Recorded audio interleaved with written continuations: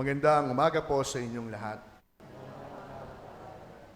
Napakinggan natin ang napakahabang kwento ni Jesus patungkol sa pagpapatuloy ng kanyang maraming talinghaga tungkol sa pagtatayo ng kanyang sambayanan sa pamamagitan ng pagtatanim ng iba't ibang binhi. Napakinggan natin nung nakalipas na linggo, ang focus ng ating atensyon, iba't ibang lupa.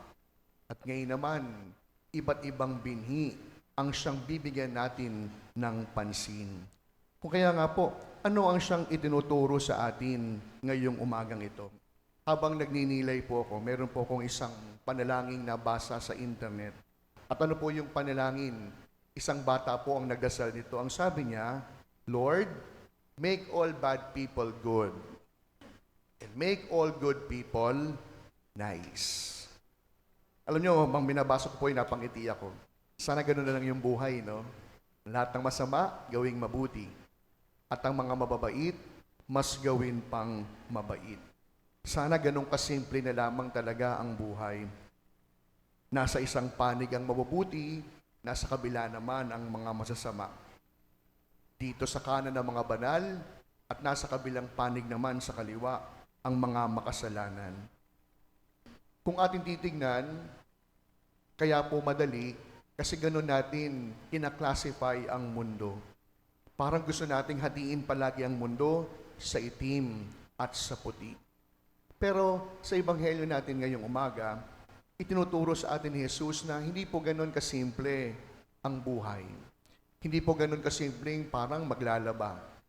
Ihiwalay ang puti sa dekolor. Kung kaya nga po, ginamit niya ang talinghaga ng pagtatanim, ng magsasaka, ng mga binhi ng trigo sa kanyang bukirin, upang ating maunawaan ano nga ba ang itinuturo sa atin. Pero ating natunghayan, nagtanim ng mabuting binhi, tumubo, kapwa ang mabuti at hindi. Dumating ang kaaway sapagkat lihim na naghasik ng mga damo sa gitna ng kanyang trigo. Kaya ano ang nangyari? Very quick yung alipin Nung malaman niyang tumubo po, pero mabuti po yung binhi niyong tinanim, merong damo na tumubo. Kaya ano po yung pinaka-practical? Bunutin na. Ang pinaka-practical, alisin, tanggalin. Pero ano ang sagot ng may-ari? Hindi. Hayaang tumubo kapwa ang mabuti at hindi. Nakakagulat po, no? Nakakagulat yung sagot ng may-ari Aminin ninyo, sa harap po ng bawat kamalian, ang laging ating reaksyon, tanggalin na yan. Pag may masama, patayin na yan.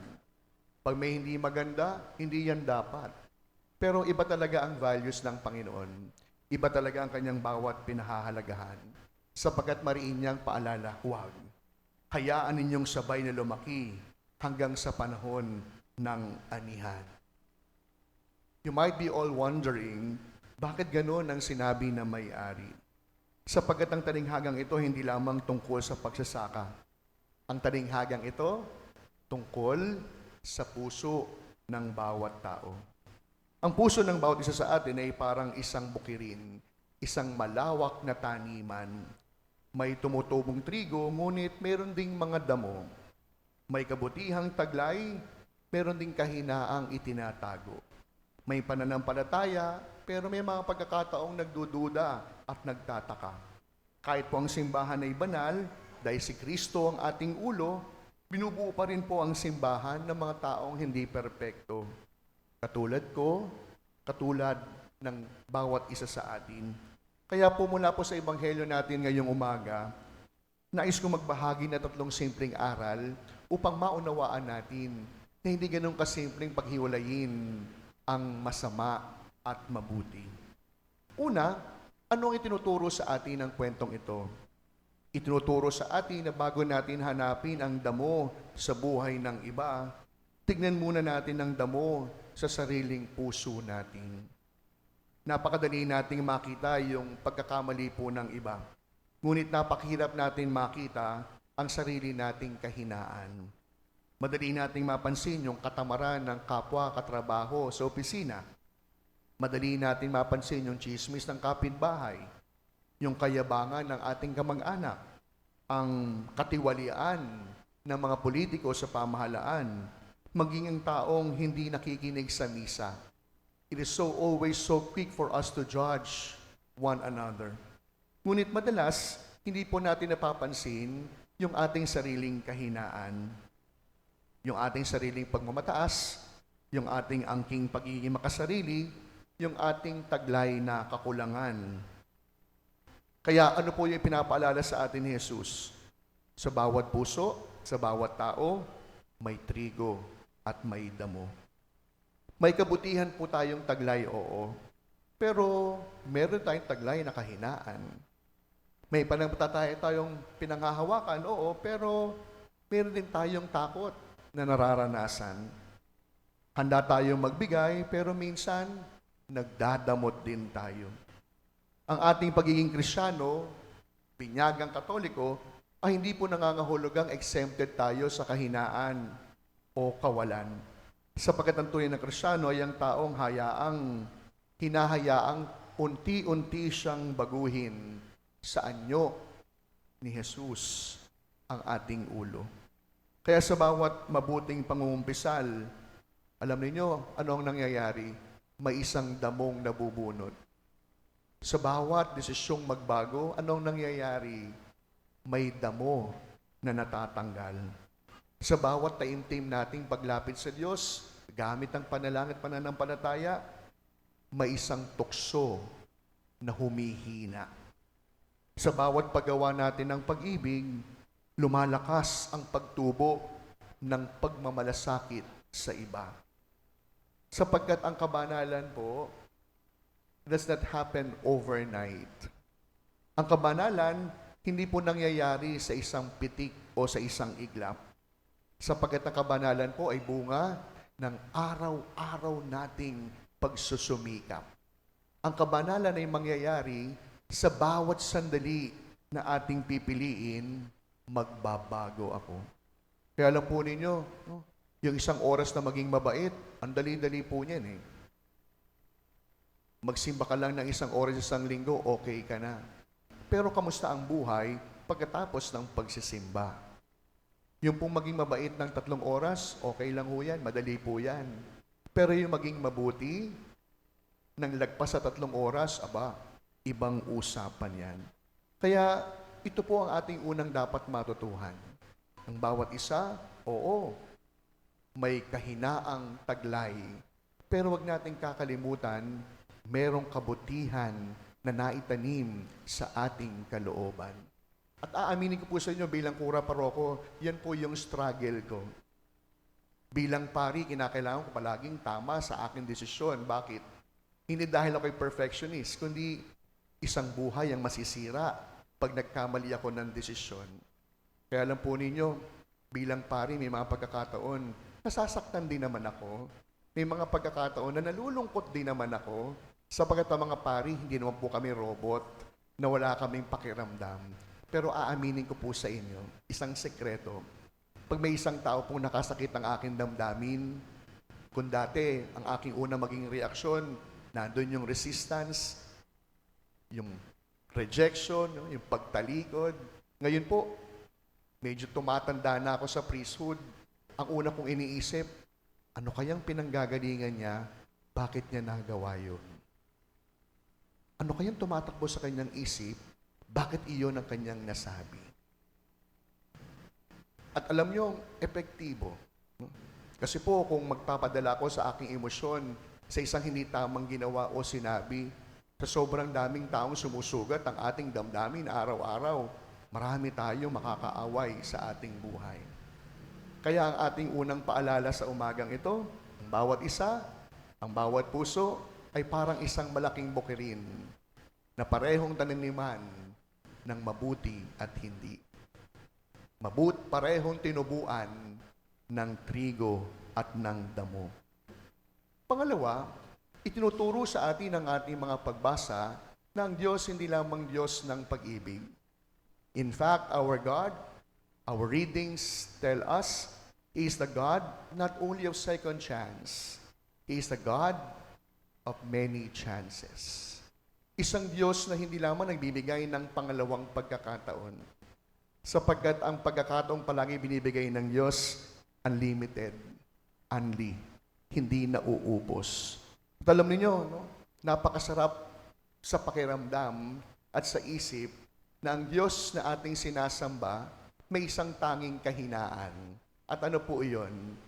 Hindi niya kayang bilangin o hindi siya nagbibilang ng ating kahinaan. Aminin ninyo, yung mga magulang na naririto, hindi ba't kapag sobrang tigas na ng ulo ng inyong mga anak, hindi ba sasabihin nyo, bahala ka na sa buhay mo? Yung po may mga empleyado po dito, kapag sobrang pasaway na yung empleyado, ang lagi natin desisyon, sisantihin ko na yan. Yung po mga maraming hindi natutuwa o ating kinaiinisan, madali naman natin silang pabayaan at hayaan. At alam nyo, napaisip ako, mabuti na lang ang Diyos hindi natin katulad. Kasi kung ang Diyos kagaya natin, sa napakadami nating kalokohan sa buhay, siguro na sinasabi ng Diyos, last mo na yan. Sa dami nating kahinaang taglay, siguro na sinasabi ng Diyos, hanggang dito ka na lang. Pero salamat sa Diyos, ang kanyang pangalawang pagkakataon, hindi nauubos. Alam niyo, meron po ako isang letter na tinabi, no? Nung ako po'y bagong pari sa aking unang assignment. At pag alis ko po doon sa parokya, no, isang letter po yung ibinigay sa akin ng aming kasama doon sa parokya. No? At ano po yung letter? Ano po yung laman ng letter, no, na nilagay niya? Medyo mahaba yung letter. Pero sabi niya, thank you, Father, for everything. Thank you for not giving up on me, even if that would always been the better option.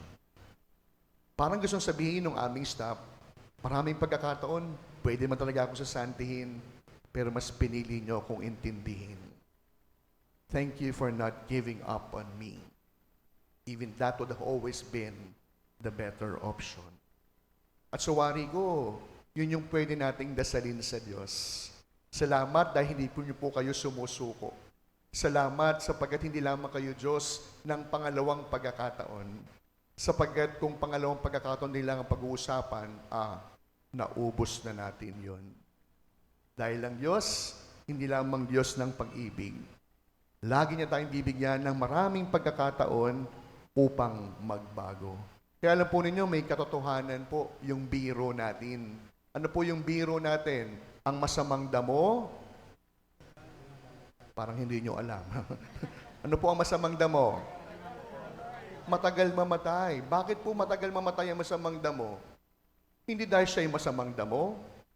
Masamang damo, matagal mamatay sapagkat binibigyan siya ng pagkakataon magbagong buhay. Binibigyan siya palagi ng unlimited na pagkakataon upang tuwirin ang kanyang pamumuhay. Kaya nga po, kung meron tayong Diyos na ganito, isang Diyos na hindi nauubos ang pagkakataon, tunay na good news na dapat nating panghawakan. Pangatlo, maging matyaga rin po tayo sapagkat ang Diyos dahan-dahan kung kumilos. Isa po sa mga virtue ng Panginoon, hindi lamang yung pag-ibig. Isa po sa kanyang mga virtue, patience. Matyaga.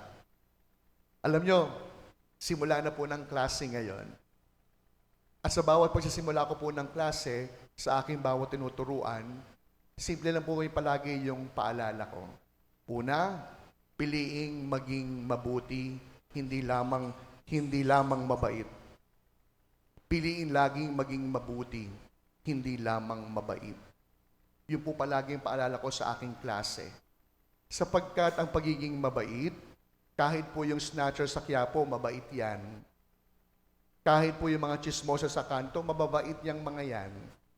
Pero hinahamon ko yung aking klase na wag lamang makontentong maging mabait. Piliin lagi na maging mabuti.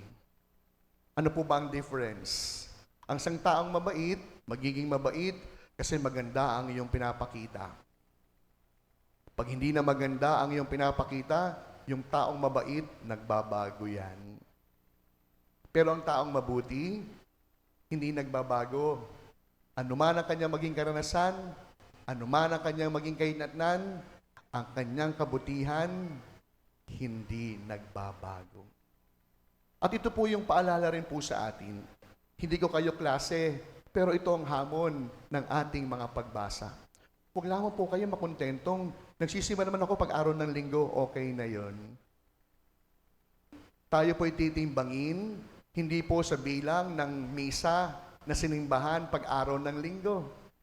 Tayo ay susukatin sa timbangan ng pagmamahal sa mga araw na hindi tayo nagsisimba. Kaya ang paalala ko sa aking klase, sa pagsisimula namin ng bagong school year, naising maging mabuti, wag lamang maging mabait. At ang pangalawang paalala ko sa kanila, na ibig ko ibahagi rin sa inyo, laging asamin ang maging mahusay.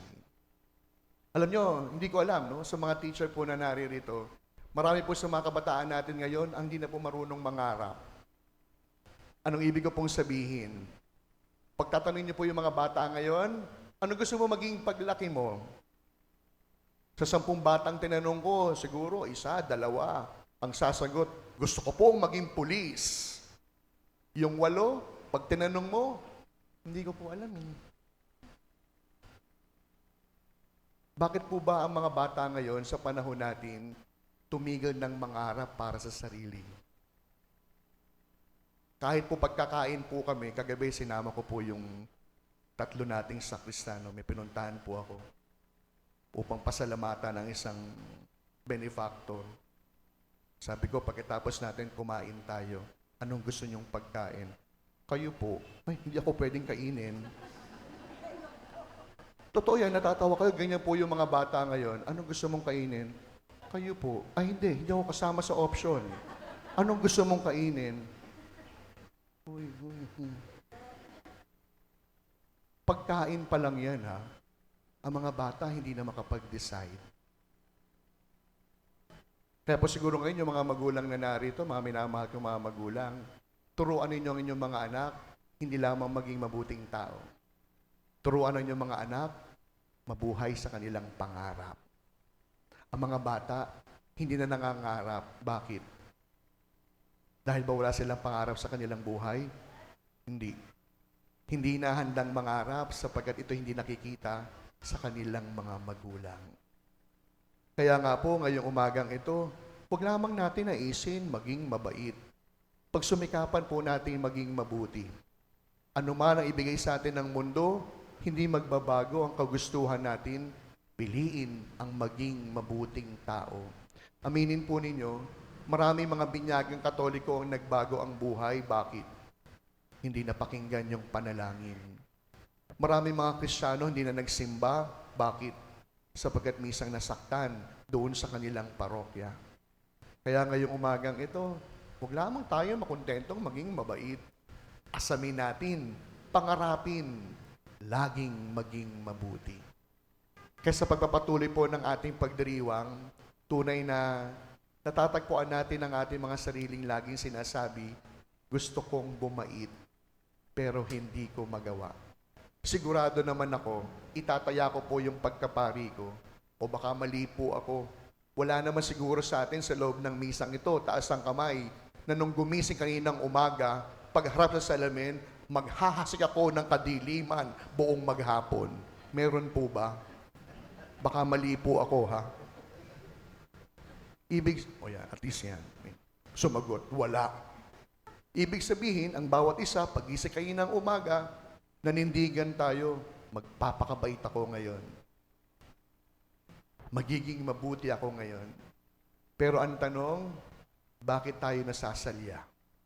Ba't hindi tayo nagtatagumpay? Sapagkat ayaw nating panghawakan, ang Diyos ay Diyos ng maraming pagkakataon. Ayaw natin tignan ang sariling kahinaan. Kontento na lamang tayong maging mabait, kaya napagod maging mabuti at banal. Kaya sa misang ito, mga minamahal kong mga kapatid, posibleng maging mabuting tao. Sapat ang biyaya ng Diyos sapagkat mabuting binhi ang naitanim sa ating puso. Ang hamon, pipiliin o gugustuhin mo ba ito?